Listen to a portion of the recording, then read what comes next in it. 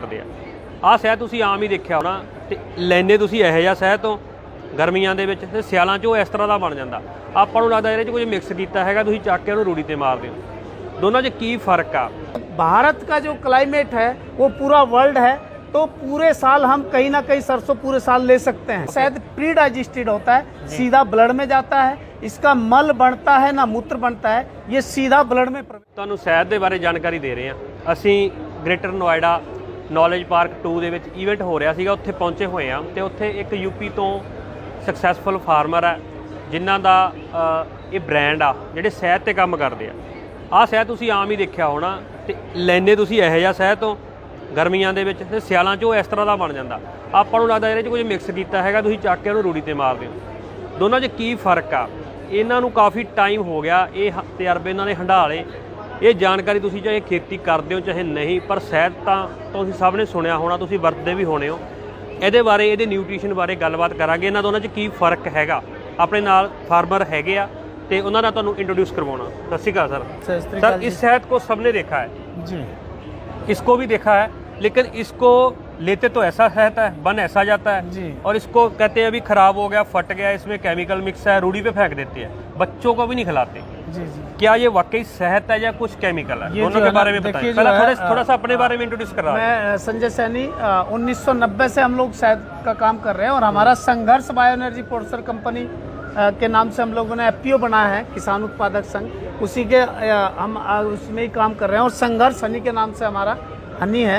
ये जो है जो आप ये देख रहे हैं जो मस्टर्ड हनी है, सरसों का शहद होता है ये, और इसमें ग्लूकोज और फैक्टोज दोनों में गैप कम होने के कारण ये क्रिस्टलाइज हो जाता है। जब 8-10 डिग्री से नीचे तापमान जाता है, दिसंबर जनवरी नवंबर में ये जो है हमारा शहद निकलता है और ये रात को ही 6-7 घंटे के अंदर ही जम जाता है। तो और ये जो है इसमें ग्लूकोज फ्रैक्टोज में गैप ज़्यादा होता है, इसलिए नहीं जमता है।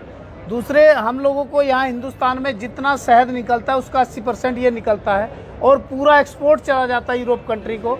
वहाँ के लोगों को इसकी पूरी जानकारी है और यहाँ हम लोग इसको ब्रेड के ऊपर लगा के खाते हैं। जी जी जी बिल्कुल। यहाँ जर्मनी और जापान, अमेरिका, ऑस्ट्रेलिया, जितने कंट्री लोग जाते हैं इंडिया से, वही आके हमें बताते हैं कि हमने इसको जर्मनी देखा, हमने इसको अमेरिका में देखा। तो यहाँ के शहद को दूसरे देशों में प्रचारित होता है, दूसरे देशों में जाकर के भारत के लोग इसको जानते हैं और यहाँ के लोग नहीं जानते। कितना भी इसको समझाएं वो फिर भी कहता है कि नहीं जमा, वो तो नकली, हमने सुना है। सुनी सुनाई भारत की प्रकृति चल रही है, सुनी सुनाई बातों पे हम लोग अपना नुकसान कर रहे हैं। जो अच्छा शहद हम एक्सपोर्ट कर देते हैं सबसे अच्छा, क्योंकि इसमें ग्लूकोज फ्रैक्टोज के साथ साथ में जो हाई न्यूट्रिएंट्स वैल्यू जो बी पोलन ग्रेन होता है इसमें कम होता है, 35 से 40 हज़ार पर ग्राम, इसमें 50 हज़ार तक होते हैं ऑन रिकॉर्ड। तो इसका जो हमारा सबसे हाई न्यूट्रिएंट्स वैल्यू का शहद होता है वो पूरा एक्सपोर्ट जाता है, 80% ये निकलता है, सारा एक्सपोर्ट चला जाता है। और जो ये होता है इसको यहाँ हम कंज्यूम करते हैं और इसको ही खुश होके खाते हैं। इसमें मिलावट आ जाती है और इसमें किसी तरह की मिलावट आदमी कर ही नहीं सकता। जब ये इसमें तो ऐसा बोलते हैं कि वो चाइना से कुछ मटेरियल आता है। ये देखिए ये तो बहुत बड़ा यहाँ देश के अंदर हो रहा है, सबको इसकी जानकारी है और एपिडा पे भी है। इंपोर्ट और एक्सपोर्ट की सारी जानकारी है। आजकल हर आदमी क्लिक करता है, जान लेता है कि चाइना और ब्राज़ील से यहाँ सिरप नाम का लिक्विड आ रहा है और वो एक ही कलर। भारत के अंदर अगर हम सिलेक्टेड बात करते हैं, अभी तक जो हम सर्टिफाइड कर पाए 47 वैरायटी देश के अंदर शहद की निकलती हैं, लेकिन आप ताज्जुब जाएंगे आज भी हम लोग केवल एक ही रंग, एक ही कलर, एक ही स्वाद, मतलब एक ही चीज़ को देख करके कहते हैं। पूरी जितनी कंपनियां देश के अंदर शहद बेच रही हैं उसका एक ही कलर होता है, एक ही स्वाद होता है। तो ये देश के लोगों को जानने की आवश्यकता है कि हम लोग क्या खा रहे हैं। उनके ये जो शहद बना है कौन से सीजन में बनता है? किस क्रॉप के ऊपर इसकी मक्खियां बैठ के रस बनाती हैं? सरसों के फूलों से बनता है और सरसों के फूल जो है हमारे भारत में ज़्यादातर सर्दी में होता है, क्योंकि राजस्थान नवंबर से लगा करके 15 फरवरी तक निकलता है। ये पूरी बेल्ट जो है राजस्थान, मध्य प्रदेश, यूपी, ये पूरा का पूरा हरियाणा, पंजाब और यहाँ तक के जैसे हिमाचल प्रदेश में लास्ट चलती है लेट। आगे श्रीनगर में जाएंगे तो अब जो है सरसों खत्म होने जा रही है। वहाँ का जो फ्लावरिंग है मस्टर्ड का, अब फ्लावरिंग अभी भी है श्रीनगर में। तो यह है कि भारत का जो क्लाइमेट है वो पूरा वर्ल्ड है, तो पूरे साल हम कहीं ना कहीं सरसों पूरे साल ले सकते हैं जी। लेकिन क्या है कि इसका जमने का जो कारण है वो ठंड है, और जैसे सरसों का जो फूल है वो भी ठंडा का कारण है।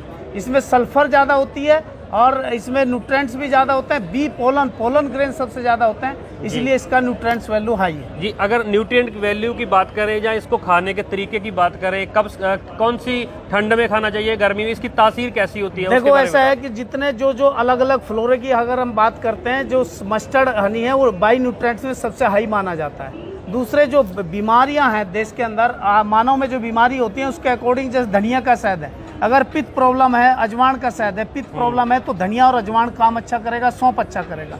अगर हम मेथी का शहद खाते हैं तो वात रोग कंट्रोल करेगा। तुलसी का शहद खाते हैं तो कफ जब सबसे ज्यादा कंट्रोल करेगा। अगर हार्ट पेशेंट है किसी को तो उसको शीशम का शहद खिलाएंगे तो ज्यादा जल्दी कंट्रोल करेगा। कौन कभी भी खा सकते हैं पूरे साल में? कभी भी, साल नहीं, समय भी कोई हो, क्योंकि शहद प्री डाइजेस्टेड होता है, सीधा ब्लड में जाता है। इसका मल बनता है ना मूत्र बनता है, ये सीधा ब्लड में प्रवेश करता है अगर शहद है, बशर्ते शहद हो। जी किसान ਭਰਾਵੋ, ਇਹ ਜਾਣਕਾਰੀ ਤੁਹਾਨੂੰ ਲੱਭੇ ਤੋਂ ਵੀ ਨਹੀਂ ਮਿਲਦੀ ਹੈਗੀ। ਸਾਡੀ ਕੋਸ਼ਿਸ਼ ਸੀਗੀ ਕਿ ਐਦਾਂ ਦੀ ਜਾਣਕਾਰੀ ਅਸੀਂ ਡਿਸਕਸ਼ਨ ਕਰ ਰਹੇ ਸੀ ਤੇ ਉਹਨੂੰ ਐਜ਼ ਇੱਕ ਵੀਡੀਓ ਦੇ ਵਿੱਚ ਬੰਦ ਕਰਨ ਦੀ ਅਸੀਂ ਕੋਸ਼ਿਸ਼ ਕੀਤੀ ਹੈਗੀ ਆ। ਤੇ ਇਹਨਾਂ ਨੇ ਜੋ ਐਫਰਟ ਕੀਤਾ ਹੈਗਾ, ਤੁਸੀਂ ਇਸ ਬ੍ਰਾਂਡ ਦੇ ਨਾਲ ਜੁੜ ਸਕਦੇ ਹੈਗੇ। ਇਹਨਾਂ ਦੇ ਕਾਫੀ ਜ਼ਿਆਦਾ ਪ੍ਰੋਡਕਟਸ ਹੈਗੇ ਆ, ਉੱਥੋਂ ਵੀ ਤੁਸੀਂ ਇਹਨਾਂ ਦੀ ਮਦਦ ਲੈ ਸਕਦੇ ਹੋ। ਤੇ ਤੁਸੀਂ ਸਮਾਂ ਕੱਢਿਆ ਇਹਦੇ ਬਾਰੇ ਜਾਣਕਾਰੀ, ਤੁਹਾਡਾ ਬਹੁਤ ਬਹੁਤ ਧੰਨਵਾਦ। आपके चैनल को भी बहुत बहुत धन्यवाद। नमस्कार। Thank you.